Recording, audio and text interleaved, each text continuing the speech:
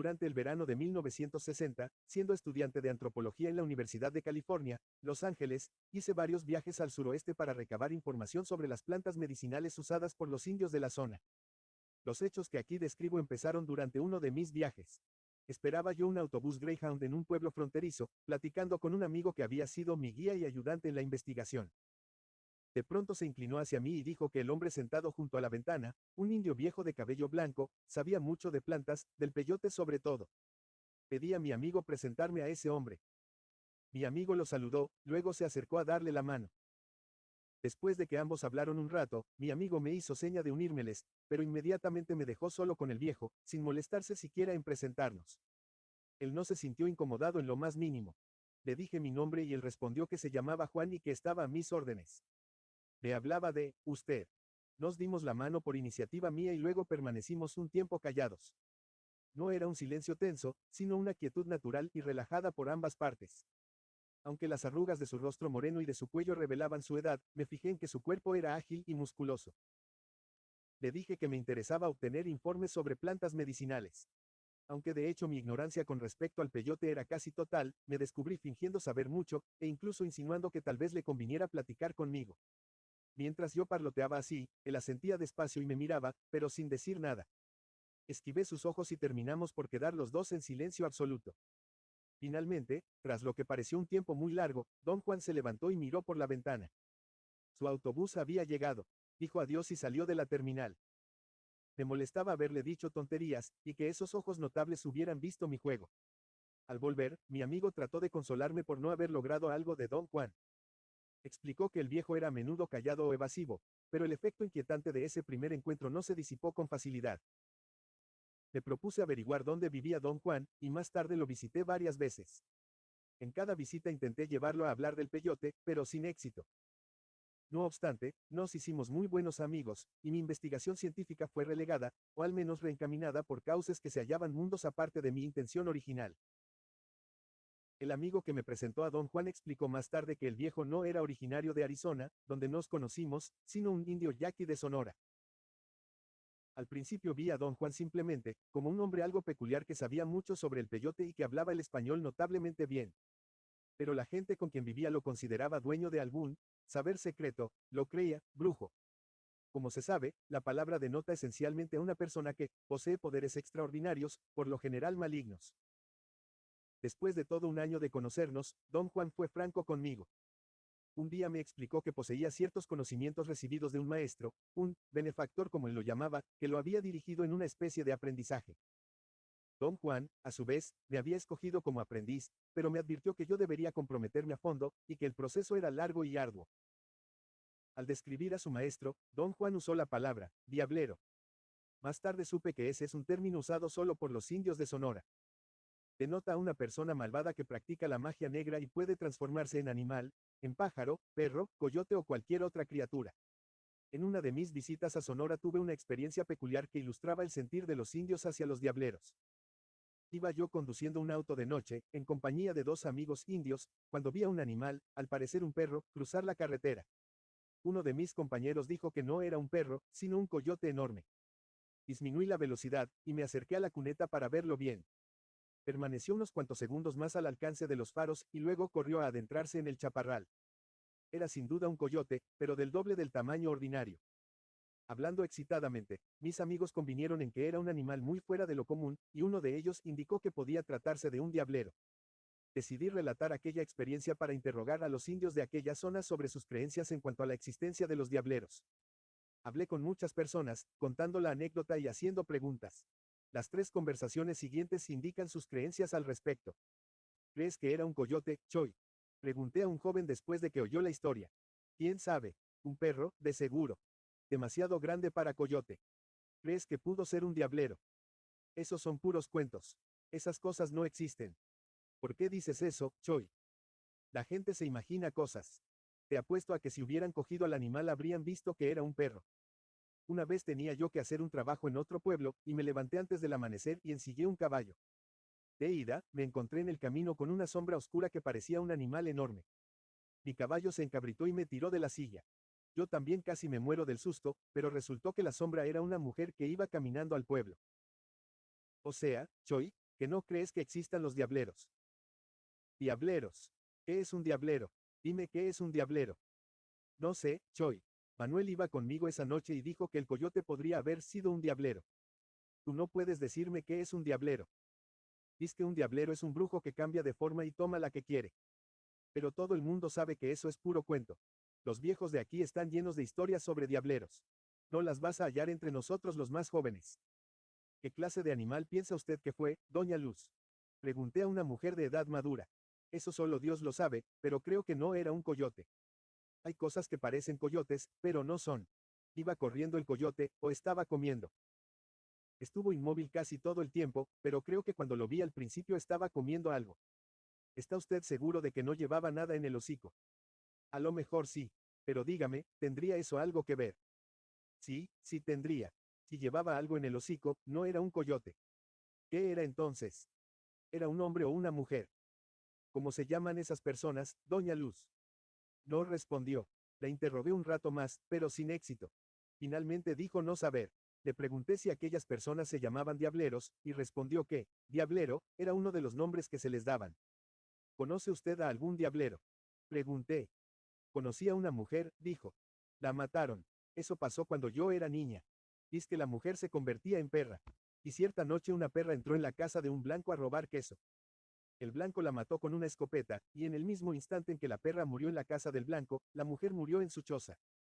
Sus parientes se juntaron y fueron al blanco a exigirle pago. El blanco les pagó buen dinero por haber matado a la mujer.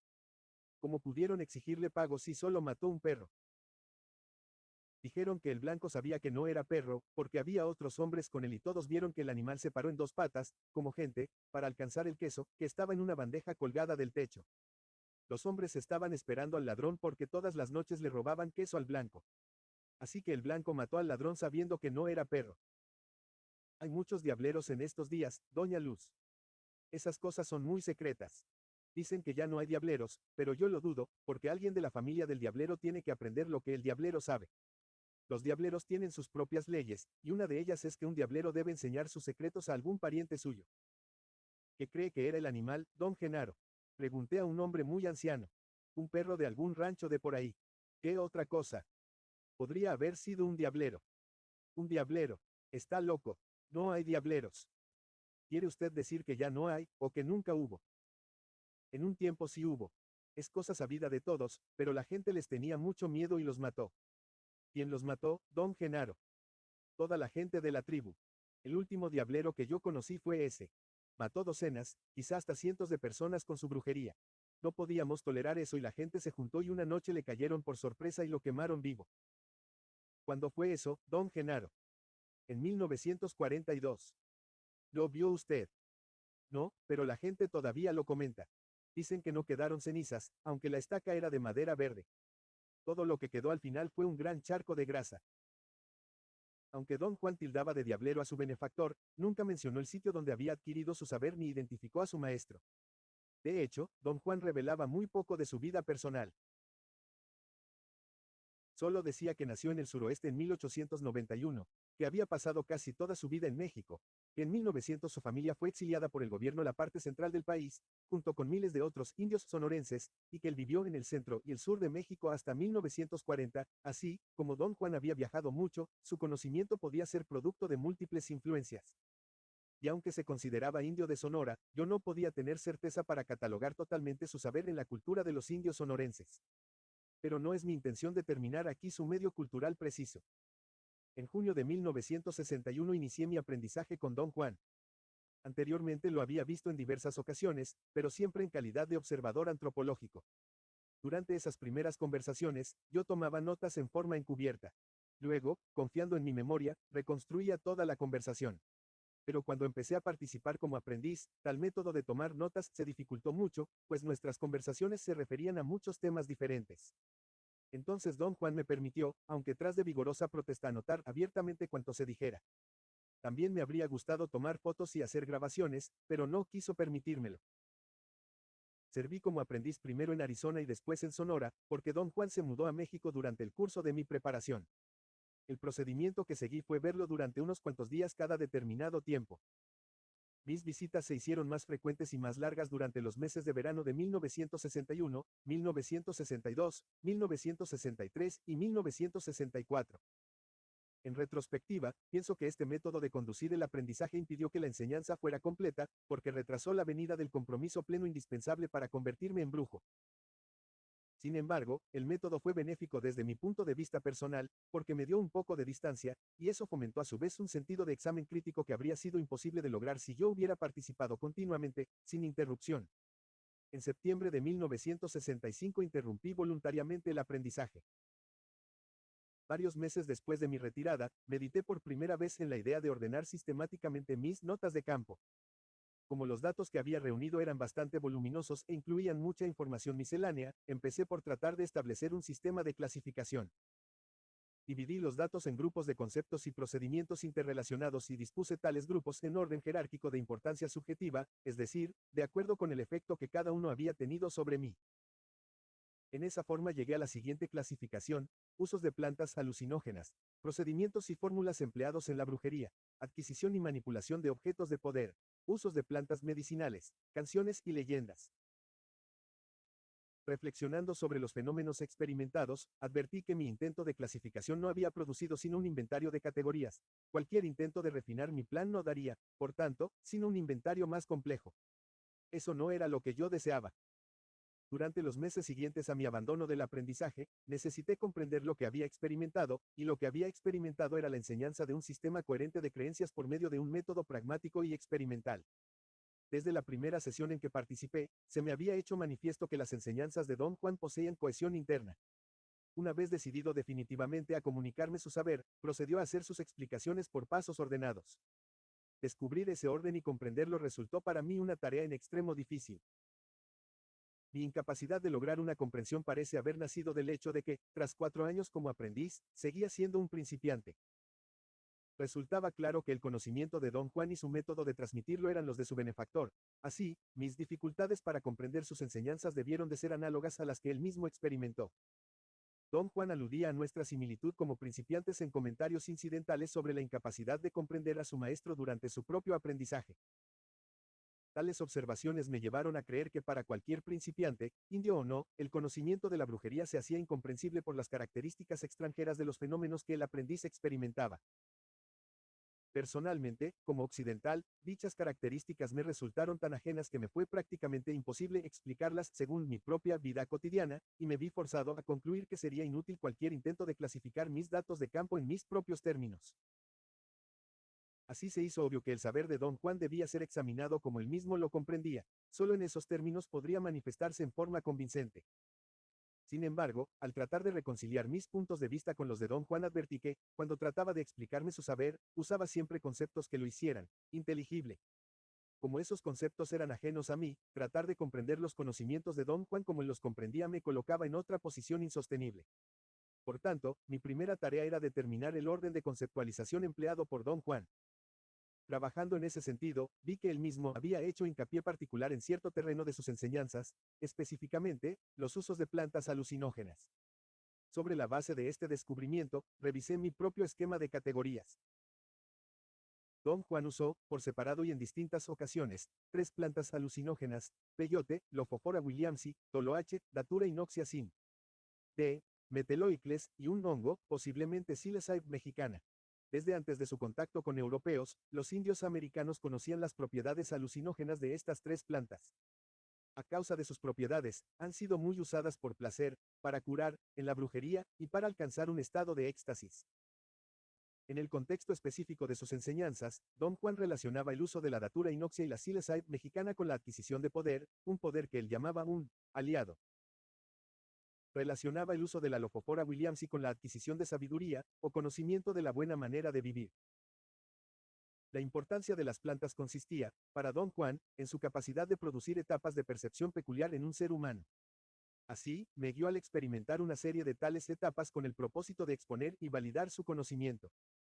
Las he llamado estados de realidad no ordinaria, en el sentido de realidad inusitada contrapuesta a la realidad ordinaria de la vida cotidiana. La distinción se basa en el significado inherente a los estados de realidad no ordinaria. En el contexto del saber de Don Juan se consideraban reales, aunque su realidad se diferenciaba de la realidad ordinaria. Don Juan consideraba los estados de realidad no ordinaria como única forma de aprendizaje pragmático y único medio de adquirir el poder. Daba la impresión de que otras partes de sus enseñanzas eran incidentales a la adquisición de poder. Este punto de vista permeaba la actitud de Don Juan hacia todo lo que no estaba conectado directamente con los estados de realidad no ordinaria. A través de mis notas de campo hay referencias dispersas al sentir de Don Juan. Por ejemplo, en una conversación insinuó que algunos objetos poseen en sí mismos cierta cantidad de poder. Aunque él en lo particular no tenía ningún respeto por los objetos de poder, decía que los brujos menores a menudo se valían de ellos. Le pregunté frecuentemente sobre esos objetos, pero pareció no tener interés en discutirlos. Sin embargo, cuando el tema se trajo a colación, en otra oportunidad, consintió, con renuencia en hablar de ellos. Hay ciertos objetos empapados de poder, dijo. Hay cantidades de objetos así cultivados por hombres poderosos con ayuda de espíritus amigos. Estos objetos son herramientas, no son herramientas comunes, sino herramientas de muerte. Pero no son más que objetos, no tienen poder de enseñar. Hablando con propiedad, están en el terreno de los objetos de guerra, están hechos para la lucha, están hechos para matar cuando se los arroja. ¿Qué clase de objetos son, Don Juan? No son en realidad objetos, más bien son modos de poder. ¿Cómo puede uno obtener esos modos de poder, Don Juan? Depende de la clase de objeto que quieras. ¿Cuántas clases de objetos hay? Ya te dije, docenas. Cualquier cosa puede ser un objeto de poder. Bueno, entonces, ¿cuáles son los más poderosos? El poder de un objeto depende de su dueño, de la clase de hombre que sea. Un objeto de poder cultivado por uno de esos brujos de mala muerte es una idiotez, en cambio, un brujo fuerte y poderoso da su fuerza a sus herramientas. ¿Cuáles son entonces los objetos de poder más comunes? ¿Cuáles prefieren la mayoría de los brujos? No hay preferencias. Todos son objetos de poder, todos son lo mismo. ¿Usted tiene alguno, Don Juan? No respondió, solo me miró y se echó a reír. Permaneció callado largo rato, y pensé que mis preguntas lo molestaban. Hay límites para esos modos de poder, prosiguió. Pero de esto yo tengo la seguridad que no entiendes ni una palabra. A mí me ha llevado casi una vida entender que, por sí solo, un aliado puede revelar todos los secretos de esos poderes menores y volverlos cosa de niños. Yo tuve herramientas así en un tiempo, cuando era muy joven. ¿Qué objetos de poder tenía usted? Maíz pinto, cristales y plumas. ¿Qué es el maíz pinto, Don Juan? Un grano de maíz que tiene una raya de color rojo en la mitad. Es un solo grano. No, un brujo tiene 48. ¿Qué hacen esos granos de maíz, Don Juan? Cada uno puede matar a un hombre entrando en su cuerpo. ¿Y cómo entra en el cuerpo? Es un objeto de poder y su poder consiste, entre otras cosas, en entrar en el cuerpo. ¿Y qué hace cuando entra? Se hunde, se acomoda en el pecho o en los intestinos. El hombre se enferma y, a menos que el brujo que lo atienda sea más fuerte que el que le hizo la brujería, muere 3 meses después del momento en que el grano de maíz le entró en el cuerpo. ¿Hay alguna manera de curarlo? El único modo es sacándole el maicito, pero muy pocos brujos se atreven a hacerlo. Puede que un brujo logre chuparlo, pero si no es lo bastante fuerte para rechazarlo, el maíz se le mete en el propio cuerpo y lo mata en lugar del otro. Pero ¿cómo logra un grano de maíz entrar en el cuerpo de alguien? Para explicar eso debo hablarte de la brujería del maíz pinto, que es una de las brujerías más poderosas que conozco. La brujería se hace con dos maicitos. A uno se lo esconde en el botón fresco de una flor amarilla. Luego, a la flor se la deja en algún lugar donde pueda quedar en contacto con la víctima, en el camino por donde él pase a diario, o en cualquier parte donde acostumbre llegar. Apenas la víctima pisa la flor, o la toca de cualquier manera, la brujería está hecha. El maicito pinto se hunde en su cuerpo. ¿Qué pasa con el grano de maíz después de que el hombre lo toca? Todo su poder entra en el hombre, y el grano queda libre. Se convierte en un maíz cualquiera. Puede dejarse en el sitio de la brujería, o puede barrerse, no importa. Es mejor barrerlo y echarlo al matorral para que algún pájaro se lo coma. Puede comérselo un pájaro antes de que el hombre lo toque. No, ningún pájaro es tan estúpido, te lo aseguro. Los pájaros no se le acercan. Don Juan describió entonces un procedimiento muy complejo por medio del cual pueden obtenerse tales maíces de poder. Debes tener en cuenta que el maíz pinto es un simple instrumento, no un aliado, dijo. Cuando hayas hecho esa distinción no tendrás problema. Pero si consideras que esas herramientas son supremas, serás un tonto. ¿Son los objetos de poder tan poderosos como un aliado? Pregunté. Don Juan rió desdeñoso antes de contestar. Parecía estar esforzándose por tenerme paciencia. El maíz pinto, los cristales y las plumas son simples juguetes en comparación con un aliado, dijo. Un hombre necesita objetos de poder solo cuando no tiene un aliado. Buscarlos es perder el tiempo, sobre todo para ti. Tú deberías tratar de ganarte un aliado. Cuando lo logres comprenderás lo que te estoy diciendo ahora. Los objetos de poder son como juego de niños. No me entienda mal, don Juan, protesté. Por supuesto que quiero tener un aliado, pero también quiero saber todo lo que pueda acerca de los objetos de poder. Usted mismo ha dicho que saber es poder. No, dijo categórico. El poder depende de la clase de saber que se tenga. ¿De qué sirve saber cosas que no valen la pena? En el sistema de creencias de Don Juan, la adquisición de un aliado significaba exclusivamente la explotación de los estados de realidad no ordinaria que produjo en mí usando plantas alucinógenas. Creía que enfocando dichos estados y omitiendo otros aspectos del saber que él impartía, yo llegaría a una visión coherente de los fenómenos experimentados. Por tanto, he dividido este libro en dos partes. En la primera, presento selecciones de mis notas de campo, relativas a los estados de realidad no ordinaria que atravesé durante el aprendizaje. Como he ordenado mis notas de acuerdo con la continuidad del relato, no siempre tienen una secuencia cronológica exacta. Nunca describí por escrito un estado de realidad no ordinaria hasta varios días después de haberlo experimentado, cuando ya podía tratarlo con calma y objetividad. En cambio, mis conversaciones con Don Juan fueron anotadas conforme ocurrían, inmediatamente después de cada estado de realidad no ordinaria. Por ello, mis informes de estas conversaciones tienen a veces fecha anterior a la descripción completa de una experiencia. Mis notas de campo revelan la versión subjetiva de lo que yo percibí al atravesar la experiencia. Esa versión se presenta aquí tal como la narraba Don Juan, quien exigía una reminiscencia completa y fiel de cada detalle y un recuento en pleno de cada experiencia. Al anotar dichas experiencias, añadí detalles incidentales, en un intento por recuperar el ámbito total de cada estado de realidad no ordinaria. Quería describir en la forma más completa posible el efecto emotivo que había experimentado. Mis notas de campo manifiestan asimismo el contenido del sistema de creencias de Don Juan. He condensado largas páginas de preguntas y respuestas entre Don Juan y yo, con el fin de no reproducir la repetitividad propia de toda conversación. Pero como también quiero reflejar con exactitud el tono general de nuestras conversaciones, he quitado únicamente el diálogo que no aportó nada a mi comprensión de los conocimientos que Don Juan me impartía. La información que él me daba era siempre esporádica, y por cada arranque de parte suya había horas de sondeo por la mía. Sin embargo, en muchas ocasiones expuso libremente sus conocimientos. En la segunda parte de este libro, presento un análisis estructural sacado exclusivamente de los datos ofrecidos en la primera parte. A través de mi análisis intento cimentar los siguientes argumentos. 1. Don Juan presentaba sus enseñanzas como un sistema de pensamiento lógico. 2. El sistema solo tenía sentido examinado a la luz de sus propias unidades estructurales. Y 3. El sistema estaba planeado para guiar al aprendiz a un nivel de conceptualización que explicaba el orden de los fenómenos que había experimentado el mismo aprendiz. Primera parte, las enseñanzas, y las notas sobre mi primera sesión con Don Juan están fechadas el 23 de junio de 1961, en esa ocasión principiaron las enseñanzas. Yo había visto a Don Juan varias veces antes, únicamente en calidad de observador. En cada oportunidad le había pedido instruirme sobre el peyote. Siempre hacía caso omiso de mi petición, pero jamás rechazaba de plano el tema y yo interpretaba sus titubeos como una posibilidad de que, rogándole más, podría inclinarse a hablar de sus conocimientos. En esta sesión inicial me dio a entender claramente que podría tener en cuenta mi petición siempre y cuando yo poseyera claridad de mente y propósito con respecto a lo que le había preguntado. Me era imposible cumplir tal condición, pues yo solo le había pedido enseñanzas sobre el peyote como medio de establecer con él un lazo de comunicación.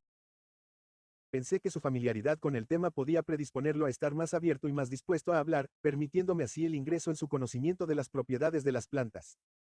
Sin embargo, él había tomado mi petición en sentido literal, y le preocupaba mi propósito de desear aprender sobre el peyote. Viernes, 23 de junio, 1961. ¿Me va usted a enseñar, don Juan? ¿Por qué quieres emprender un aprendizaje así? Quiero, de veras que me enseñe usted lo que se hace con el peyote. No es buena razón nada más que querer saber. No, debes buscar en tu corazón y descubrir por qué un joven como tú quiere emprender tamaña tarea de aprendizaje. ¿Por qué aprendió usted, don Juan? ¿Por qué preguntas eso? Quizá los dos tenemos las mismas razones. Lo dudo. Yo soy indio. No andamos por los mismos caminos. Mi única razón es que quiero aprender, solo por saber. Pero le aseguro, don Juan, que mis intenciones no son malas. Te creo. Te he fumado. Como dice. No importa ya. Conozco tus intenciones. ¿Quiere usted decir que vio a través de mí? Puedes decirlo así. Entonces me enseñará. No. Porque no soy indio. No. Porque no conoces tu corazón. Lo importante es que sepas exactamente por qué quieres comprometerte. Aprender los asuntos del mezcalito es un acto de lo más serio. Si fueras indio, tu solo deseo sería suficiente. Muy pocos indios tienen ese deseo. Domingo, 25 de junio, 1961. Me quedé con don Juan toda la tarde del viernes. Iba a marcharme a eso de las 7 de la noche. Estábamos sentados en el zaguán de su casa y yo resolví preguntarle una vez más acerca de la enseñanza. Era casi una pregunta de rutina y esperaba que él volviese a negarse. Le pregunté si había alguna forma de aceptar mi solo deseo de saber, como si yo fuera indio. Tardó un rato largo en responder. Me sentí obligado a quedarme, porque don Juan parecía estar tratando de decidir algo. Finalmente me dijo que había una forma, y procedió a delinear un problema. Señaló que yo estaba muy cansado sentado en el suelo, y que lo adecuado era hallar un sitio en el suelo donde pudiera sentarme sin fatiga. Yo tenía las rodillas contra el pecho y los brazos enlazados en torno a las pantorrillas. Cuando don Juan dijo que yo estaba cansado, advertí que me dolía la espalda y me hallaba casi exhausto. Esperé su explicación con respecto a lo de un sitio, pero don Juan no hizo ningún intento abierto de aclarar el punto. Pensé que acaso quería indicarme cambiar de posición, de modo que me levanté y fui a sentarme más cerca de él.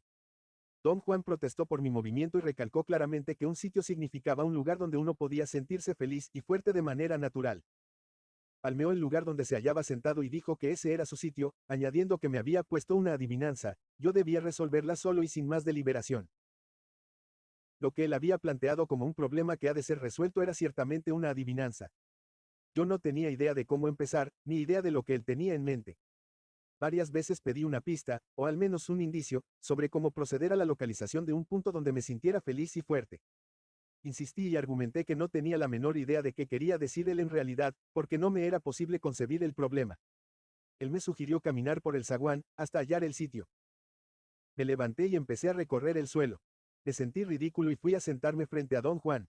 Él se enojó mucho conmigo y me acusó de no escuchar, diciendo que acaso no quisiera aprender.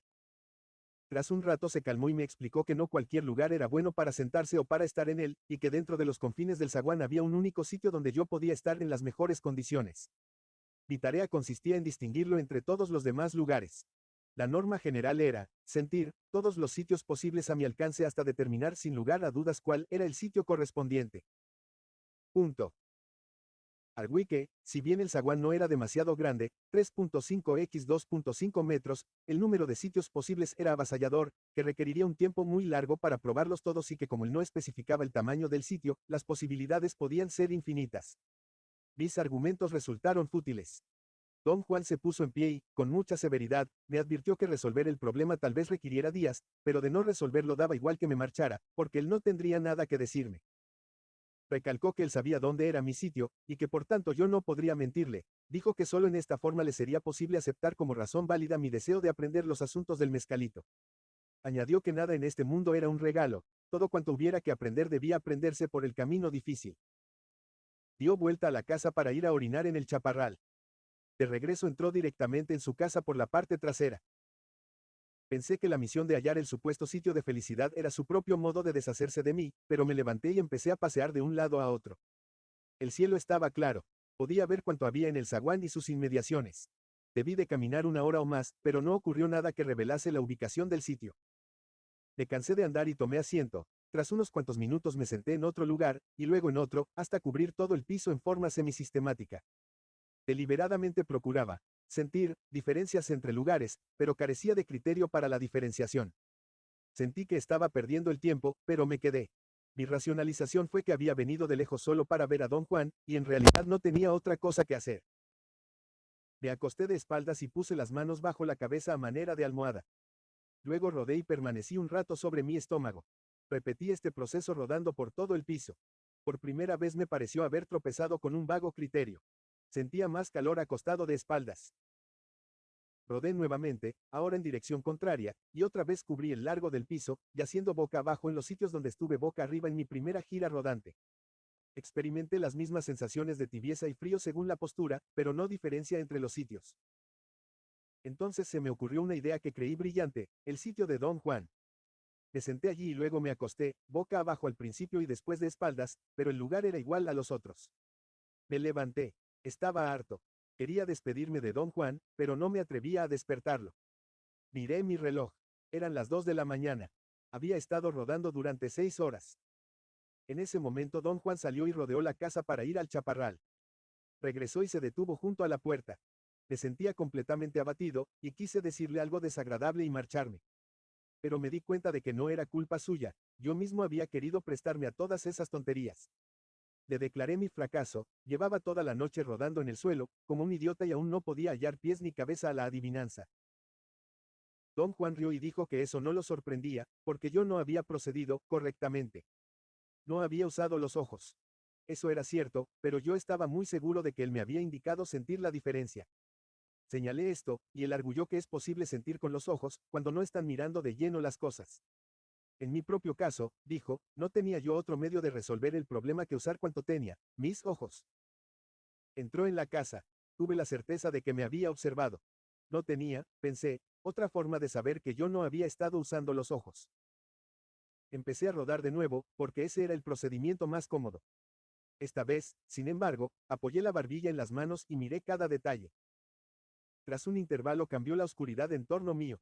Mientras enfocaba el punto directamente frente a mí, toda la zona periférica de mi campo de visión adquirió una coloración brillante, un amarillo verdoso homogéneo. El efecto fue pasmoso. Mantuve los ojos fijos en el punto frente a mí y empecé a reptar de lado, boca abajo, trecho por trecho. De pronto, en un punto cercano a la mitad del piso, advertí otro cambio de color. En un sitio, a mi derecha, aún en la periferia de mi campo de visión, el amarillo verdoso se hacía intensamente púrpura. Concentré allí la atención. El púrpura se desvaneció en un color pálido, pero brillante todavía, que permaneció estable mientras detuve en él mi atención. Marqué el sitio con mi chaqueta y llamé a don Juan. Salió al zaguán. Yo estaba realmente excitado. Había visto claramente el cambio de matices. Don Juan no pareció impresionarse, pero me indicó sentarme en el sitio e informarle de qué clase de sensación era aquella. Tomé asiento y luego me tendí de espaldas. En pie junto a mí, don Juan preguntó repetidamente cómo me sentía, pero yo no experimenté nada diferente. Durante unos 15 minutos traté de sentir o ver una diferencia, mientras don Juan aguardaba paciente junto a mí. Me sentí fastidiado. Tenía un sabor metálico en la boca. De un momento a otro me dolía la cabeza. Estaba a punto de vomitar. La idea de mis esfuerzos absurdos me irritaba hasta la furia. Me levanté. Don Juan debió notar mi profunda amargura. No rió, dijo con mucha seriedad que, si quería yo aprender, debía ser inflexible conmigo mismo. Solo una opción me estaba abierta, dijo, renunciar y marcharme, caso en el cual jamás aprendería, o resolver la adivinanza. Entró de nuevo. Yo quería irme en el acto, pero me hallaba demasiado cansado para conducir. Además, el percibir los colores había sido tan asombroso que yo no vacilaba en considerar aquello como un criterio de algún tipo, y acaso pudieran percibirse otros cambios. De cualquier modo, era demasiado tarde para irme. Me senté, estiré las piernas hacia atrás y volví a comenzar desde el principio. Durante esta ronda atravesé rápidamente cada lugar, pasando por el sitio de don Juan, hasta el final del piso, y luego viré para cubrir el lado exterior. Al llegar al centro advertí que otro cambio de coloración estaba ocurriendo de nuevo en el borde de mi campo de visión. El color verdoso pálido percibido en toda el área se convertía, en cierto sitio a mi derecha, en un verdigris nítido. Permaneció un momento y luego se metamorfoseó súbitamente en otro matiz fijo, distinto del que yo había percibido antes. Me quité un zapato para marcar el punto, y seguí rodando hasta cubrir el suelo en todas las direcciones posibles. No hubo ningún otro cambio de coloración. Volví al punto indicado por mi zapato y lo examiné. Quedaba a 1,5 metros o poco más del sitio indicado por mi chaqueta, aproximadamente en dirección sureste. Había una piedra grande junto a él. Estuve tendido allí un buen rato, tratando de descubrir pistas, observando cada detalle, pero no sentí nada diferente. Decidí probar el otro sitio.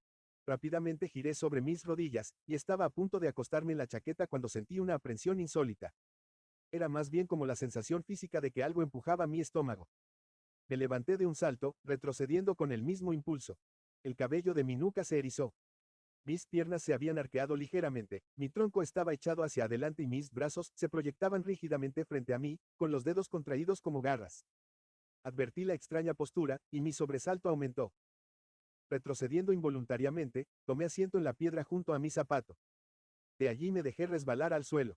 Intenté aclarar qué cosa había podido ocurrir para producirme tal susto. Pensé que debía haber sido mi fatiga. Ya casi era de día, me sentí ridículo y confuso. Sin embargo, no tenía modo de explicar qué cosa me asustó, ni había descubierto lo que deseaba don Juan. Resolví hacer un último intento.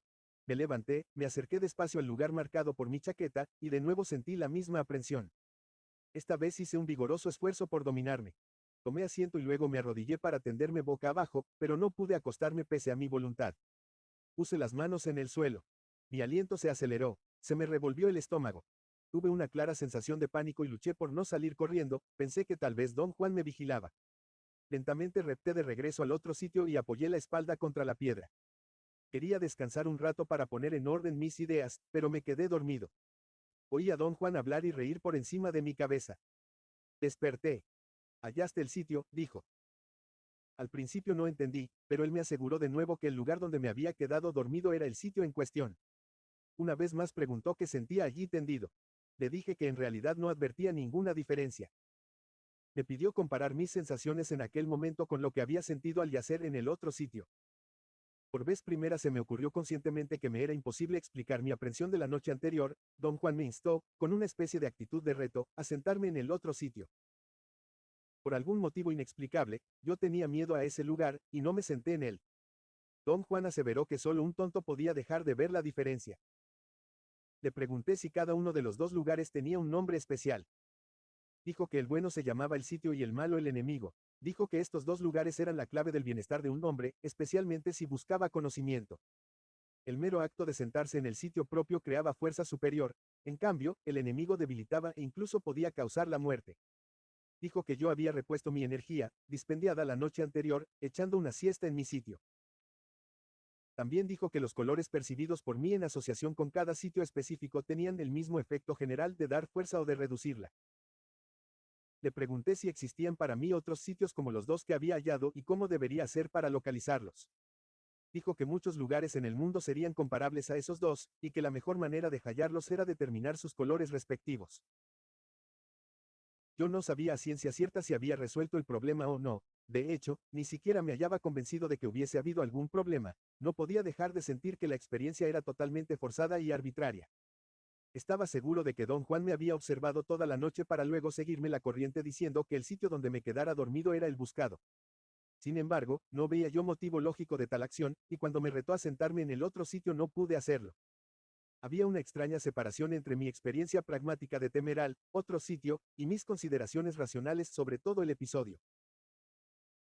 Don Juan, en cambio, se hallaba muy seguro de que yo había triunfado y, actuando en concordancia con mi éxito, me hizo saber que iba a instruirme con respecto al peyote.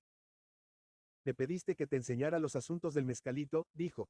Yo quería ver si tenías espinazo como para conocerlo cara a cara. Mezcalito no es chiste. Debes ser dueño de tus recursos. Ahora sé que puedo aceptar tu solo deseo como una buena razón para aprender. ¿De veras va usted a enseñarme los asuntos del peyote? Prefiero llamarlo mezcalito. Haz tú lo mismo. ¿Cuándo va usted a empezar? No es tan sencillo. Primero debes estar listo. Creo que estoy listo. Esto no es un chiste. Debes esperar hasta que no haya duda, y entonces lo conocerás. Tengo que prepararme. No, nada más tienes que esperar. A lo mejor te olvidas de todo el asunto después de un tiempo. Te cansas rápidamente.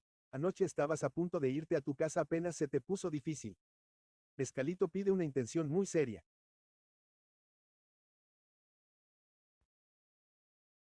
2. Lunes, 7 de agosto, 1961. Llegué a la casa de don Juan en Arizona la noche del viernes, a eso de las 7. Otros 5 indios estaban sentados con él en el zaguán de su casa. Los saludé y tomé asiento esperando que alguien dijera algo. Tras un silencio formal, uno de los hombres se levantó, vino a mí y dijo, «Buenas noches». Me levanté y respondí, «Buenas noches». Entonces todos los otros se pusieron de pie y se acercaron y todos murmuramos, «Buenas noches», y nos dimos la mano, tocando apenas las puntas de los dedos del otro o bien sosteniendo la mano un instante y luego dejándola caer con brusquedad. Todos nos sentamos de nuevo. Parecían algo tímidos, sin saber qué decir, aunque todos hablaban español. Como a las 7:30, todos se levantaron de repente y fueron hacia la parte trasera de la casa. Nadie había pronunciado palabra en largo rato.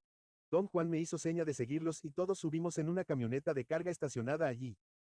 Yo iba en la parte trasera, con don Juan y 2 hombres más jóvenes. No había cojines ni bancas y el piso de metal resultó dolorosamente duro, sobre todo cuando dejamos la carretera y nos metimos por un camino de tierra. Don Juan susurró que íbamos a la casa de un amigo suyo, quien tenía 7 mezcalitos para mí. ¿Usted no tiene, don Juan? Le pregunté.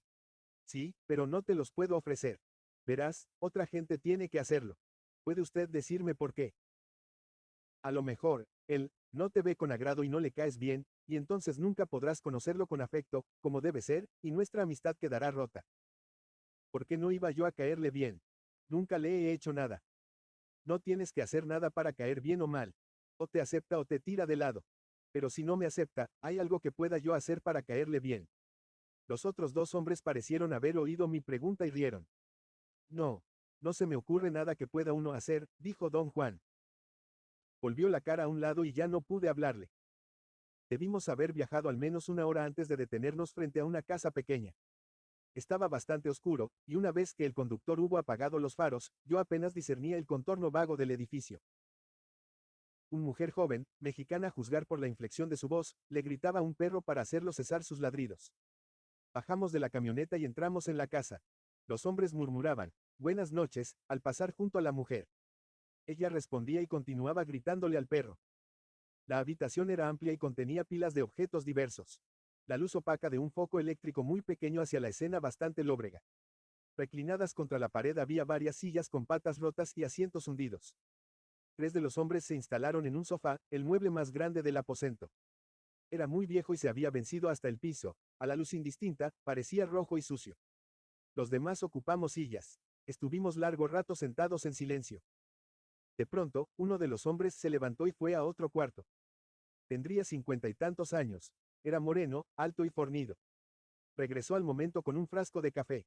Quitó la tapa y me lo dio, dentro había 7 cosas de aspecto raro. Variaban en tamaño y consistencia. Algunas eran casi redondas, otras alargadas. Se sentían al tacto como la pulpa de la castaña o la superficie del corcho. Su color parduzco las hacía semejar cáscaras de nuez duras y secas. Las manipulé, frotándolas durante un buen rato. Esto se masca, dijo don Juan en un susurro. Solo cuando habló me di cuenta de que se había sentado junto a mí. Miré a los otros hombres, pero ninguno me miraba, estaban hablando entre sí en voz muy baja. Fue un momento de indecisión y temor agudos. Me sentí casi incapaz de dominarme. Tengo que ir al retrete, le dije. Voy afuera a dar una vuelta. Don Juan me entregó el frasco de café y yo puse dentro los botones de peyote. Iba a salir de la habitación cuando el hombre que me había dado el frasco se levantó, se me acercó y dijo que tenía un excusado en el otro cuarto. El excusado estaba casi contra la puerta. Junto a esta, casi tocándolo, había una cama grande que llenaba más de la mitad del aposento. La mujer estaba durmiendo allí.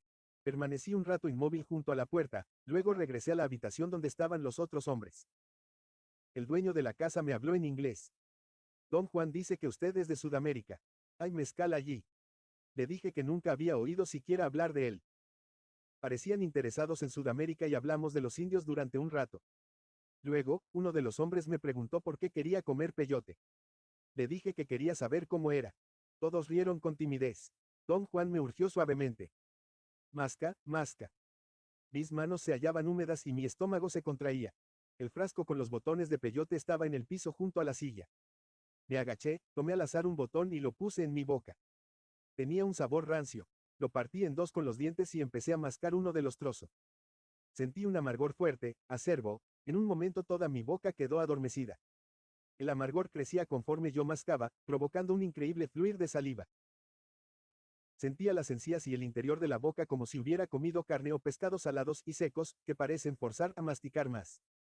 Tras un rato masqué el otro pedazo, mi boca estaba tan entumecida que ya no pude sentir el amargor. El botón de peyote era un haz de hebras, como la parte fibrosa de una naranja o como caña de azúcar, y yo no sabía si tragarlo o escupirlo. En ese momento, el dueño de la casa se puso en pie e invitó a todos a salir al zaguán. Salimos y nos sentamos en la oscuridad. Afuera se estaba bastante cómodo, y el anfitrión sacó una botella de tequila. Los hombres se hallaban sentados en fila con la espalda contra la pared. Yo ocupaba el extremo derecho de la línea. Don Juan, instalado junto a mí, puso entre mis piernas el frasco con los botones de peyote. Luego me pasó la botella, que circulaba a lo largo de la línea, y me dijo que tomara algo de tequila para quitarme el sabor amargo. Escupí las hebras del primer botón y tomé un sorbo. Me dijo que no lo tragara, que solo me enjuagara la boca para detener la saliva. No sirvió de gran cosa para la saliva, pero sí ayudó a disipar un poco el sabor amargo.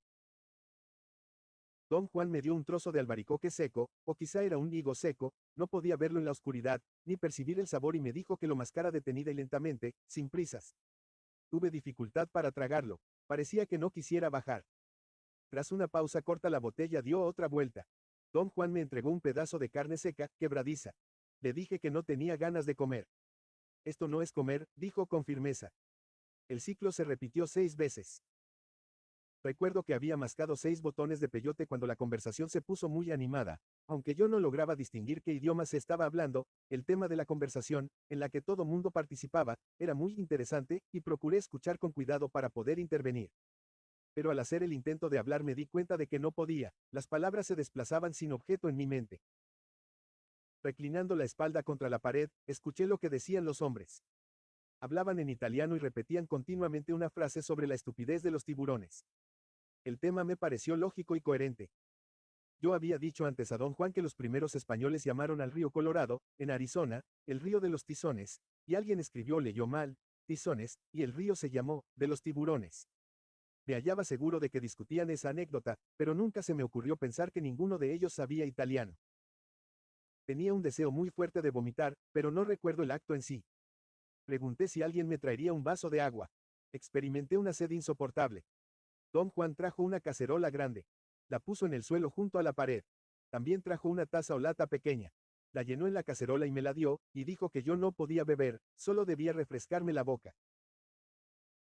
El agua parecía extrañamente brillante, reluciente, como barniz espeso. Quise preguntarle de ello a don Juan y laboriosamente traté de formular mis pensamientos en inglés, pero entonces tomé conciencia de que él no sabía inglés. Experimenté un momento muy confuso y advertí el hecho de que, aun habiendo en mi mente un pensamiento muy claro, no podía hablar. Quería comentar la extraña apariencia del agua, pero lo que sobrevino no fue habla, fue sentir que mis pensamientos no dichos salían de mi boca en una especie de forma líquida. Era la sensación de vomitar sin esfuerzo, sin contracciones del diafragma. Era un fluir agradable de palabras líquidas. Bebí, y la impresión de que estaba vomitando desapareció. Para entonces todos los ruidos se habían desvanecido y hallé que me costaba trabajo enfocar las cosas. Busqué a don Juan y al volver la cabeza noté que mi campo de visión se había reducido a una zona circular frente a mis ojos. Esta sensación no me atemorizaba ni me inquietaba, al contrario, era una novedad. Me era posible barrer literalmente el terreno enfocando un sitio y luego moviendo despacio la cabeza en cualquier dirección. Al salir al zaguán había advertido que todo estaba oscuro, excepto el brillo distante de las luces de la ciudad. Pero dentro del área circular de mi visión todo era claro. Olvidé mi interés en don Juan y los otros hombres, y me entregué por entero a explorar el terreno con un enfoque absolutamente preciso. Vi la juntura de la pared y el piso del zaguán. Lentamente volví la cabeza a la derecha, siguiendo el muro, y vi a don Juan sentado contra él. Moví la cabeza a la izquierda para enfocar el agua. Hallé el fondo de la cacerola, alcé ligeramente la cabeza y vi acercarse un perro negro de tamaño mediano. Lo vi venir hacia el agua. El perro empezó a beber. Alcé la mano para apartarlo de mi agua, enfoqué en él mi visión concentrada para llevar a cabo el movimiento de empujarlo, y de pronto lo vi transparentarse. El agua era un líquido reluciente, viscoso. La vi bajar por la garganta del perro al interior de su cuerpo. La vi correr pareja a todo lo largo del animal y luego brotar por cada uno de los pelos. Vi el fluido iridiscente viajar a lo largo de cada pelo individual y proyectarse más allá de la pelambre para formar una melena larga, blanca, sedosa. En ese momento tuve la sensación de unas convulsiones intensas, y en cosa de instantes un túnel se formó a mi alrededor, muy bajo y estrecho, duro y extrañamente frío. Parecía al tacto una pared de papel aluminio sólido. Me encontré sentado en el piso del túnel. Traté de levantarme, pero me golpeé la cabeza en el techo de metal, y el túnel se comprimió hasta empezar a sofocarme. Recuerdo haber tenido que reptar hacia una especie de punto redondo donde terminaba el túnel. Cuando por fin llegué, si es que llegué, me había olvidado por completo del perro, de don Juan y de mí mismo. Me hallaba exhausto. Mis ropas estaban empapadas en un líquido frío, pegajoso. Rodé en una y en otra dirección tratando de encontrar una postura en la cual descansar, una postura en que mi corazón no golpeara tan fuerte. En una de esas vueltas vi de nuevo al perro. Los recuerdos regresaron en el acto, y de improviso todo estuvo claro en mi mente. Me volví en busca de don Juan, pero no pude distinguir nada ni a nadie. Todo cuanto podía ver era al perro, que se volvía iridiscente. Una luz intensa irradiaba de su cuerpo.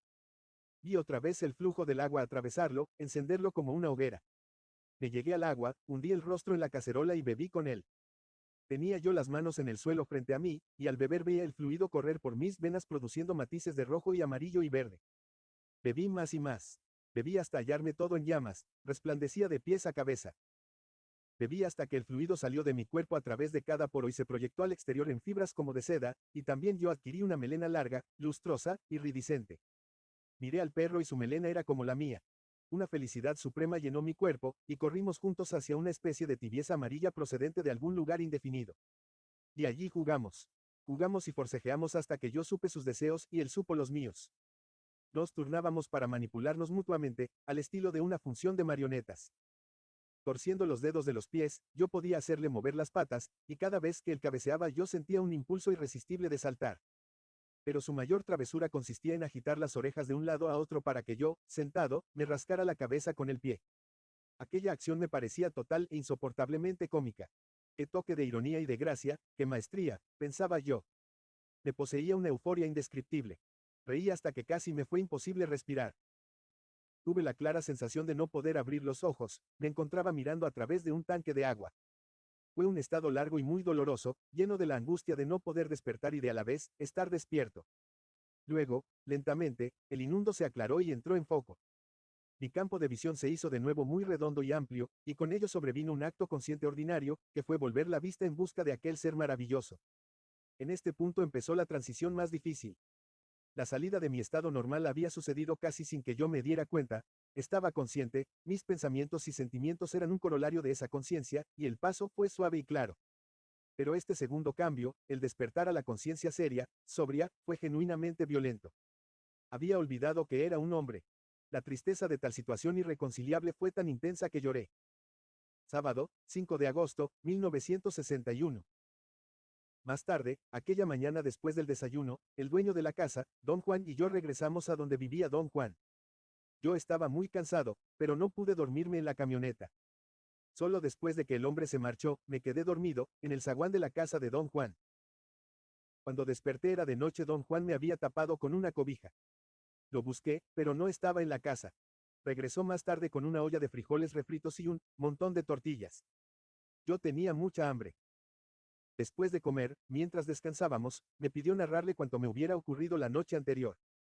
Relaté mis experiencias en gran detalle y con la mayor exactitud posible. Cuando terminé, él asintió y dijo: creo que andas muy bien. Se me dificulta explicarte ahora cómo y por qué. Pero creo que te fue bien. Verás, a veces él es juguetón como un niño, otras veces es terrible, espantoso. O hace travesuras o es muy serio. No se puede saber de antemano cómo va a ser con otra persona. Pero cuando uno lo conoce bien, a veces, tú anoche jugaste con él. Eres la única persona que conozco que ha tenido un encuentro así. ¿En qué forma difiere mi experiencia de la de otros? Tú no eres indio, por eso se me dificulta aclarar qué es qué. Pero él lo toma a las gentes o las rechaza, sin importarle que sean indias o no. Eso lo sé, las he visto por docenas. También sé que travesea, hace reír a algunos, pero jamás lo he visto con nadie.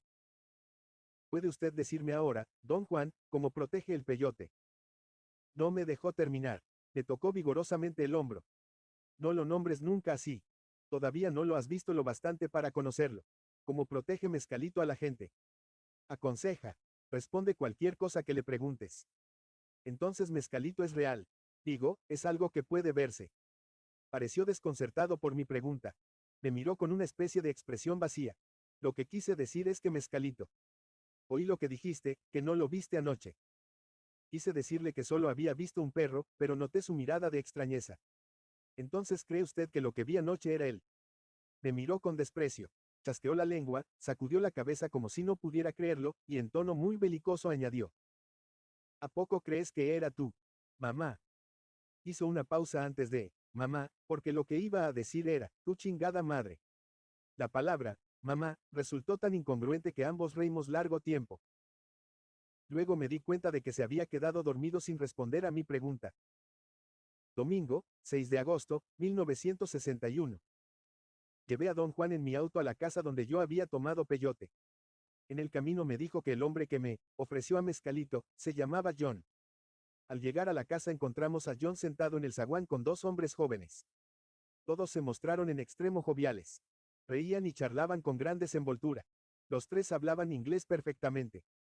Dije a John que iba a darle las gracias por haberme ayudado, quería saber su opinión sobre mi conducta durante la experiencia alucinógena, y les dije que había estado tratando de pensar en lo que hice aquella noche y no podía recordar. Rieron y se mostraron renuentes a hablar del asunto. Parecían contenerse a causa de Don Juan. Todos lo miraban de reojo, como esperando su autorización para hablar. Don Juan debió de dársela con alguna seña, aunque yo no advertí nada, porque de pronto John empezó a decirme qué había hecho yo aquella noche. Dijo haber sabido que yo estaba prendido cuando me oyó vomitar. Calculó que había yo vomitado unas 30 veces. Don Juan rectificó y dijo que solo 10. Luego todos nos acercamos a ti, continuó John. Estabas tieso y ten las convulsiones. Durante largo rato, acostado boca abajo, moviste los labios como si hablaras. Luego empezaste a pegar en el suelo con la cabeza, y don Juan te puso un sombrero viejo, y te detuviste. Estuviste horas temblando y gimiendo tirado en el piso. Creo que entonces todos nos dormimos, pero entre sueños yo te oía resoplar y gruñir. Luego te oí resoplar y gruñir. Luego te oí gritar, y desperté. Te vi saltar por los aires, gritando. Te abalanzaste sobre el agua, tiraste la cacerola y empezaste a nadar en el charco. Don Juan te trajo más agua. Te quedaste quieto un rato, sentado frente a la cacerola. Luego te levantaste de golpe y te quitaste toda la ropa. Estuviste de rodillas frente al agua, bebiendo a grandes tragos. Luego nada más te quedaste ahí sentado, mirando el aire. Pensamos que ahí te ibas a quedar para siempre. Casi todo el mundo estaba dormido, hasta don Juan, cuando de repente te levantaste otra vez, aullando, y te fuiste detrás del perro. El perro se asustó, y aulló también, y corrió para atrás de la casa. Entonces, todo el mundo despertó. Todos nos levantamos. Regresaste por el otro lado, todavía persiguiendo al perro. El perro corría delante de ti ladrando y aullando. Debiste dar como 20 vueltas a la casa, corriendo en círculos, ladrando como perro. Tuve miedo de que a la gente le entrara curiosidad. No hay vecinos cerca, pero tus aullidos eran tan fuertes que podían haberse oído a millas de distancia. Alcanzaste al perro, agregó uno de los jóvenes y lo trajiste al zaguán en brazos. Entonces te pusiste a jugar con el perro, prosiguió John. Luchabas con él, y el perro y tú se mordían y jugaban. Eso me hizo gracia. Mi perro no acostumbra a jugar. Pero esta vez tú y el perro estaban rodando uno encima de otro. Luego corriste al agua y el perro bebió contigo, dijo el joven. Corriste 5 o 6 veces al agua, con el perro. ¿Cuánto duró eso? Pregunté. Horas, dijo John. Durante un rato los perdimos de vista a los dos. Creo que corrieron para atrás de la casa. Nada más los oíamos ladrar y gruñir. Tú parecías de veras un perro, no podíamos distinguirlos. A lo mejor era el perro solo, dije. Rieron, y John dijo. Tú estabas ahí ladrando, muchacho. ¿Qué pasó después? Los tres hombres se miraron y parecieron tener dificultades para decidir qué pasó después. Finalmente, habló el joven que aún no decía nada. Se atragantó, dijo mirando a John. Sí, te atragantaste en serio. Comenzaste a llorar muy raro y luego caíste al piso. Pensamos que te estabas mordiendo la lengua, don Juan te abrió las quijadas y te echó agua en la cara. Entonces empezaste otra vez a temblar y a tener convulsiones. Luego estuviste inmóvil un rato largo. Don Juan dijo que todo había terminado. Para entonces ya era de mañana, así que te tapamos con una cobija y te dejamos a dormir en el zaguán. Cayó en ese punto y miró a los otros hombres, que obviamente trataban de contener la risa. Se volvió a don Juan y le preguntó algo. Don Juan sonrió y respondió a la pregunta. John se volvió hacia mí y dijo, te dejamos en el porche porque teníamos miedo de que fueras a orinarte por los cuartos.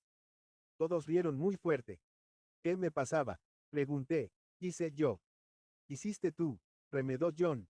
No íbamos a mencionarlo, pero don Juan dice que está bien. Te orinaste en mi perro. ¿Qué cosa? No pensarás que el perro corría porque te tenía miedo, ¿verdad? Corría porque lo estabas orinando. Hubo risa general en este punto.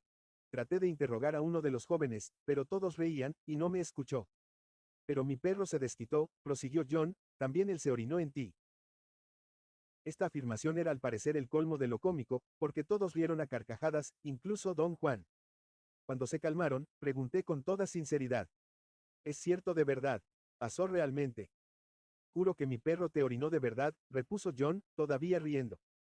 De regreso rumbo a la casa de don Juan, le pregunté. ¿Pasó en realidad todo eso, don Juan? Sí, dijo él, pero ellos no saben lo que viste. No se dan cuenta de que estabas jugando con él. Por eso no te molesté. Pero este asunto del perro y yo orinándonos, es verdad. No era un perro. ¿Cuántas veces tengo que decírtelo? Esa es la única manera de entenderlo. La única. Fue, él, quien jugó contigo. ¿Sabía usted que todo esto ocurrió antes de que yo se lo contara? Vaciló un instante antes de responder. No, después de que lo contaste, recordé el aspecto raro que tenías. Nada más supuse que te estaba yendo muy bien porque no parecías asustado. De veras jugó el perro conmigo como dicen. Carajo, no era un perro. Jueves, 17 de agosto, 1961. Expuse a don Juan mi sentir con respecto a la experiencia. Desde el punto de vista de mi propuesto trabajo, había sido desastrosa. Dije que no me apetecía otro encuentro similar con Mezcalito. Acepté que cuanto me ocurrió había sido más que interesante, pero añadí que nada de ello podía realmente impulsarme a buscarlo de nuevo. Creía seriamente no estar hecho para ese tipo de empresas. El peyote me había producido, como reacción posterior, una extraña clase de incomodidad física. Era un miedo o una desdicha indefinidos, una cierta melancolía, que yo no podía definir con exactitud. Y tal estado no me parecía noble en modo alguno. Don Juan rió y dijo: estás empezando a aprender. Este tipo de aprendizaje no es para mí. No estoy hecho para él, don Juan. Tú eres muy exagerado. Esta no es ninguna exageración. Lo es. El único problema es que solamente exageras los malos aspectos. En lo que a mí toca, no hay buenos aspectos. Todo lo que sé es que me da miedo. No hay nada malo en tener miedo. Cuando uno teme, ve las cosas en forma distinta. Pero a mí no me importa ver las cosas en forma distinta, don Juan. Creo que voy a dejar en paz el aprendizaje sobre Mezcalito. No puedo con él, don Juan, esta es en realidad una mala situación para mí. Claro que es mala. Hasta para mí. Tú no eres el único sorprendido. ¿Por qué iba a estar sorprendido usted, don Juan? He estado pensando en lo que vi la otra noche. Mezcalito de veras jugó contigo. Eso me extrañó, porque fue una señal. ¿Qué clase de señal, don Juan? Mezcalito te señaló. ¿Para qué? No lo tenía yo claro entonces, pero ahora sí. Quería decirme que tú eras el escogido. Mezcalito te señaló y con eso me dijo que tú eras el escogido. ¿Quiere usted decir que me escogió entre otros para alguna tarea, o algo así? No. Quiero decir que Mezcalito me dijo que tú podías ser el hombre que busco. Cuando se lo dijo, don Juan. Al jugar contigo me lo dijo. Eso te hace mi escogido. ¿Qué significa ser el escogido? Tengo secretos. Tengo secretos que no podré revelar a nadie si no encuentro a mi escogido. La otra noche, cuando te vi jugar con Mezcalito, se me aclaró que eras tú. Pero no eres indio. Qué extraño. Pero ¿qué significa para mí, don Juan? ¿Qué tengo que hacer? Me he decidido y voy a enseñarte los secretos que corresponden a un hombre de conocimiento. ¿Quiere usted decir sus secretos sobre Mezcalito? Sí, pero esos no son los únicos secretos que tengo. Hay otros, de distinta clase, que me gustaría revelar a alguien. Yo mismo tuve un maestro, mi benefactor, y también me convertí en su escogido al realizar cierta hazaña. Él me enseñó todo lo que sé. Le pregunté de nuevo qué requeriría de mí este nuevo papel, dijo que solo se trataba de aprender, en el sentido de lo que yo había experimentado en las sesiones con él. La manera en que la situación había evolucionado era bastante extraña. Yo había decidido decirle que iba a abandonar la idea de aprender sobre el peyote, pero antes de que pudiera lograrlo realmente él me ofreció enseñarme sus secretos. Ignoraba qué quería decir con eso, pero sentía que esta vuelta súbita era muy seria. Argumenté que no llenaba los requisitos para una tarea así, pues esta requería una rara clase de valor que yo no poseía. Le dije que la inclinación de mi carácter era hablar de actos que otros realizaban. Yo quería oír sus pareceres y opiniones acerca de todo. Le dije que sería feliz de poder estar allí sentado, escuchándolo durante días enteros. Para mí, eso sería aprender. Escuchó sin interrumpirme. Hablé mucho tiempo. Luego dijo: todo eso es muy fácil de entender. El miedo es el primer enemigo natural que un hombre debe derrotar en el camino del saber. Además, tú eres curioso. Eso compensa. Y aprenderás a pesar tuyo. Esa es la regla. Protesté un rato más, tratando de disuadirlo. Pero él parecía convencido de que no me quedaba otra alternativa sino aprender. No estás pensando bien, dijo. Mezcalito de veras jugó contigo. Eso es lo único que hay que tener en cuenta. ¿Por qué no te ocupas de eso y no de tu miedo? Fue tan poco común. Eres la primera persona que he visto jugar con él. No estás acostumbrado a esta clase de vida, por eso las señales se te escapan. Así y todo eres una persona seria, pero tu seriedad está ligada a lo que tú haces, no a lo que pasa fuera de ti. Te ocupas demasiado de ti mismo. Ese es el problema. y eso produce una tremenda fatiga. Pero ¿qué otra cosa puede uno hacer, don Juan? Busca y ve las maravillas que te rodean. Te cansarás de mirarte a ti mismo, y el cansancio te hará sordo y ciego a todo lo demás. Dice usted bien, don Juan, pero ¿cómo puedo cambiar? Piensa en la maravilla de que Mezcalito jugara contigo. No pienses en otra cosa, lo demás te llegará por su propia cuenta. Domingo, 20 de agosto, 1961. La noche pasada, don Juan procedió a introducirme en el terreno de su saber. Estábamos sentados frente a su casa, en la oscuridad. De improviso, tras un largo silencio, empezó a hablar. Dijo que iba a aconsejarme con las mismas palabras usadas por su propio benefactor el día en que lo tomó como aprendiz. Al parecer, don Juan había memorizado las palabras, pues las repitió varias veces para asegurarse de que no se me fuera ninguna. Un hombre va al saber como a la guerra, bien despierto, con miedo, con respeto y con absoluta confianza.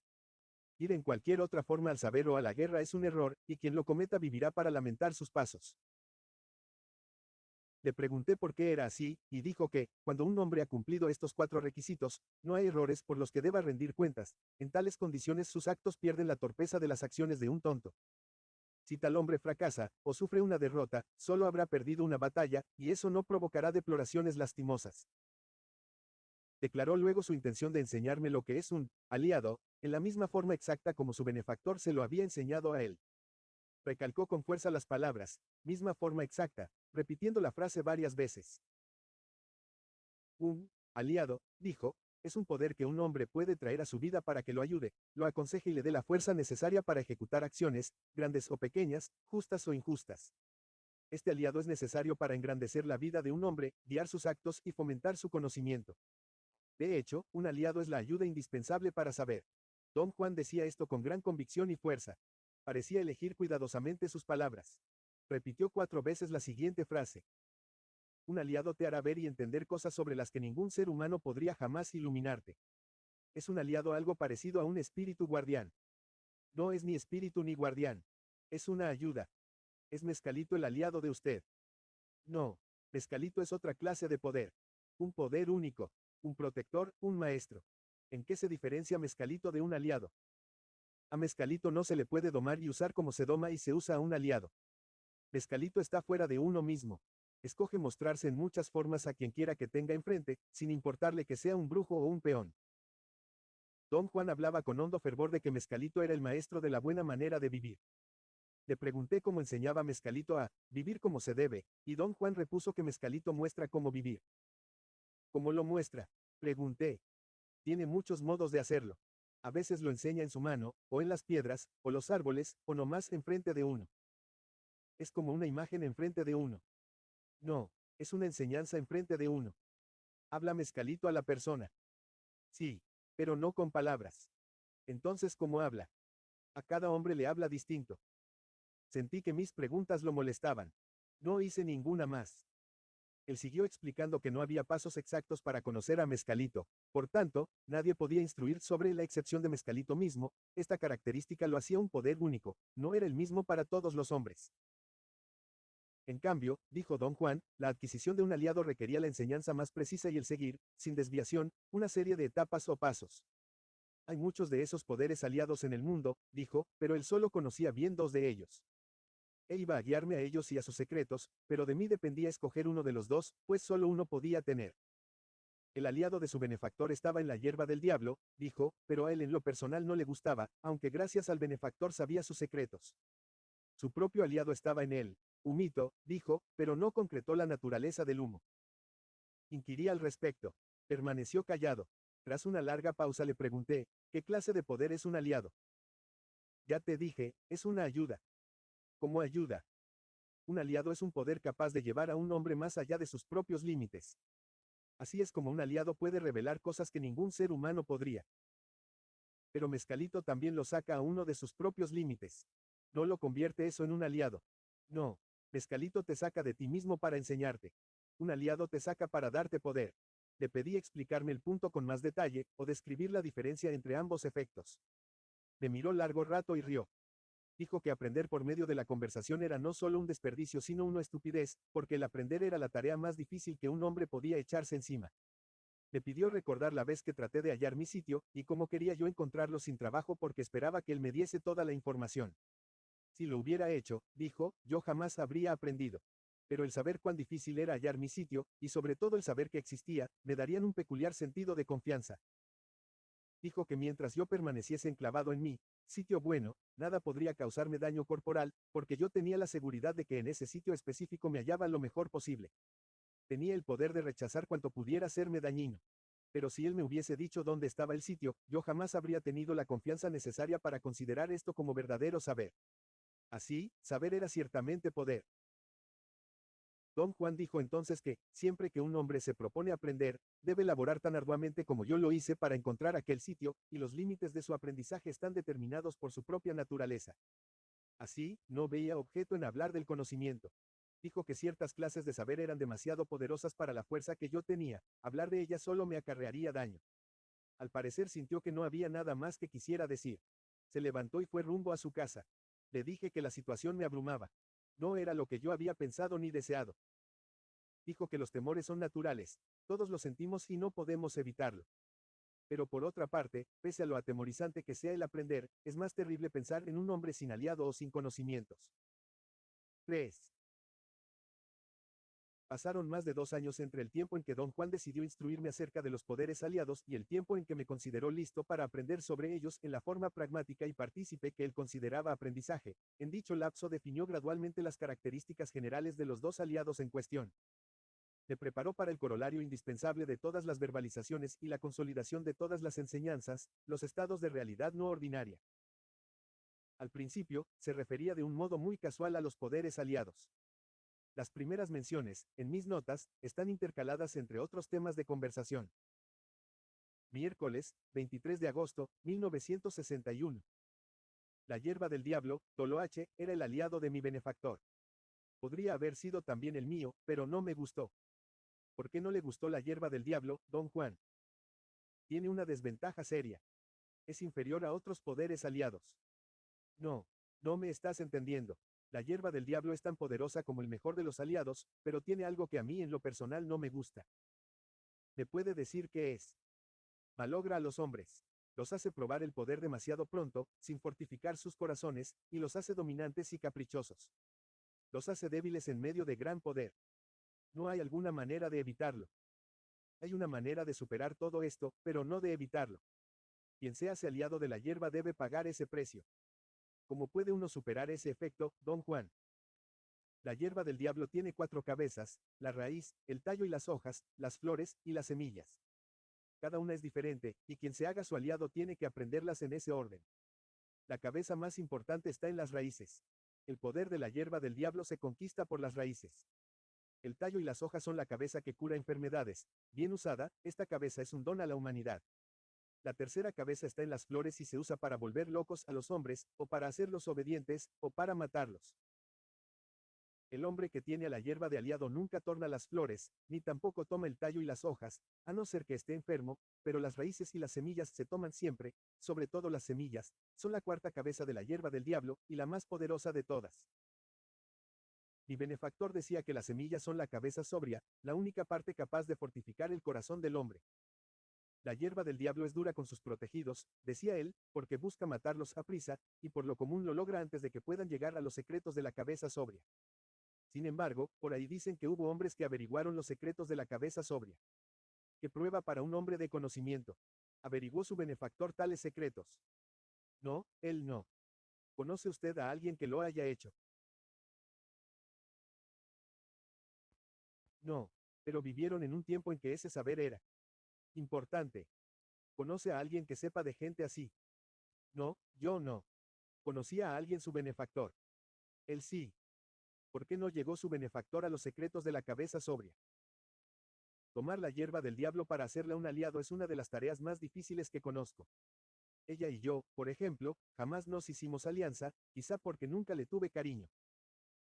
Puede usted usarla todavía como aliado, aunque no le tenga cariño. Puedo, solo que prefiero no hacerlo. Tal vez contigo sea diferente. ¿Por qué se llama hierba del diablo? Don Juan hizo un gesto de indiferencia, alzó los hombros y permaneció callado algún tiempo. Finalmente dijo que, hierba del diablo, era su nombre de leche. Había, añadió, otros nombres para la hierba del diablo, pero no debían usarse porque el pronunciar un nombre era asunto serio, sobre todo si uno estaba aprendiendo a domar un poder aliado. Le pregunté por qué el pronunciar un nombre era cosa tan grave. Dijo que los nombres se reservaban para usarse solo al pedir ayuda, en momentos de gran apuro y necesidad, y me aseguró que tales momentos ocurren tarde o temprano en la vida de quien busca el conocimiento. Domingo, 3 de septiembre, 1961. Hoy en la tarde don Juan recogió del campo 2 plantas datura. Inesperadamente trajo a colación el terna de la hierba del diablo, y luego me pidió acompañarlo a los cerros a buscar una. Fuimos en coche hasta las montañas cercanas. Saqué de la cajuela una pala y nos adentramos por una de las cañadas. Caminamos bastante rato, vadeando el chaparral que crecía denso en la tierra suave, arenosa. Don Juan se detuvo junto a una planta pequeña con hojas de color verde oscuro y flores grandes, blancuzcas, acampanadas. Esta, dijo. Inmediatamente empezó a cavar. Traté de ayudarlo, pero él me rechazó con una vigorosa sacudida de cabeza y siguió cavando un hoyo circular en torno a la planta, un hoyo de forma cónica, hondo hacia el borde exterior, con un montículo en el centro del círculo. Dejando de cavar, se arrodilló cerca del tallo y limpió con los dedos la tierra suave en torno, descubriendo unos 10 centímetros de una raíz grande, tuberosa, bifurcada, cuyo grosor contrastaba marcadamente con el del tallo, que parecía frágil por comparación. Don Juan me miró y dijo que la planta era macho, porque la raíz se bifurcaba desde el punto exacto en que se unía al tallo. Luego se levantó y echó a andar buscando algo. ¿Qué busca usted, don Juan? Quiero hallar un palo. Empecé a mirar en torno, pero él me detuvo. Tú no. Tú siéntate allí, señaló unas rocas como a 6 metros de distancia. Yo lo encontraré. Volvió tras un rato con una rama larga y seca. Usándola a manera de coa, aflojó cuidadosamente la tierra a lo largo de los 2 ramales divergentes de la raíz. Limpió en torno a ellos hasta una profundidad aproximada de medio metro. Cuanto más ahondaba, más apretada estaba la tierra, hasta el punto de ser prácticamente impenetrable a la vara. Dejó de cavar y se sentó a recobrar el aliento. Me senté junto a él. Pasamos largo rato sin hablar. ¿Por qué no la saca usted con la pala? Pregunté. Podría cortar y dañar a la planta. Tuve que conseguirme un palo de este sitio para que así, en caso de pegarle a la raíz, el daño no fuera tanto como el que haría una pala o un objeto extraño. ¿Qué clase de palo trajo usted? Cualquier rama seca de palo verde es buena. Si no hay ramas secas, tienes que cortar una fresca. Pueden usarse las ramas de cualquier otro árbol. Ya te dije, solo de palo verde y de ningún otro. ¿Por qué, don Juan? Porque la hierba del diablo tiene muy pocos amigos, y el palo verde es el único árbol de por aquí que se lleva bien con ella, lo único que prende. Si dañas la raíz con una pala, no crecerá cuando la vuelvas a plantar, pero si la lastimas con un palo de esos, lo más probable es que ni lo sienta. ¿Qué va usted a hacer ahora con la raíz? Voy a cortarla. Debes dejarme. Vete a buscar otra planta y espera que te llame. No quiere que lo ayude. Solo puedes ayudarme si te lo pido. Alejándome, empecé a buscar otra planta, combatiendo el fuerte deseo de rondar a hurtadillas y observar a don Juan. Tras un rato se me unió. Ahora vamos a buscar la hembra, dijo. ¿Cómo los distingue usted? La hembra es más alta y crece por encima del suelo, así que realmente parece un arbolito. El macho es grande y se extiende cerca del suelo y más parece un matorral espeso. Cuando saquemos a la hembra verás que la raíz se hunde por un buen trecho antes de hacerse horcón. El macho, en cambio, tiene el horcón de la raíz pegada al tallo. Buscamos juntos por el campo de daturas. Luego, señalando una planta, dijo, esa es hembra. Y procedió a cavar en torno de ella como había hecho antes. Apenas descubrió la raíz pude ver que ésta se ajustaba a su predicción. Lo dejé nuevamente cuando se disponía a cortarla. Al llegar a su casa, abrió el bulto donde había puesto las daturas. Sacó primero la más grande, el macho, y la lavó en una amplia bandeja de metal. Limpió cuidadosamente toda la tierra de la raíz, el tallo y las hojas. Después de esa limpieza minuciosa, separó el tallo de la raíz haciendo una incisión superficial en torno a su juntura con un cuchillo corto y cerrado, y quebrando la planta por allí. Tomó el tallo y separó cada una de sus partes haciendo montones individuales con las hojas, las flores y las espinosas vainas de semilla. Tiró cuanto estaba seco o comido de gusanos, y conservó solo las partes intactas. Unió ambos ramales de la raíz atándolos con 2 trozos de cordel, los quebró por la mitad tras hacer un corte superficial en la juntura, y obtuvo 2 pedazos de raíz de igual tamaño. Luego tomó un trozo de arpillera áspera y colocó en él los 2 pedazos de raíz atados. Encima puso las hojas en un montón ordenado, luego las flores, las vainas y el tallo. Dobló la arpillera e hizo un nudo con las puntas. Repitió exactamente los mismos pasos con la otra planta, la hembra, solo que al llegar a la raíz, en vez de cortarla, dejó intacta la horqueta como una letra invertida. Luego puso todos los pedazos en otro bulto de tela. Cuando terminó, ya había oscurecido.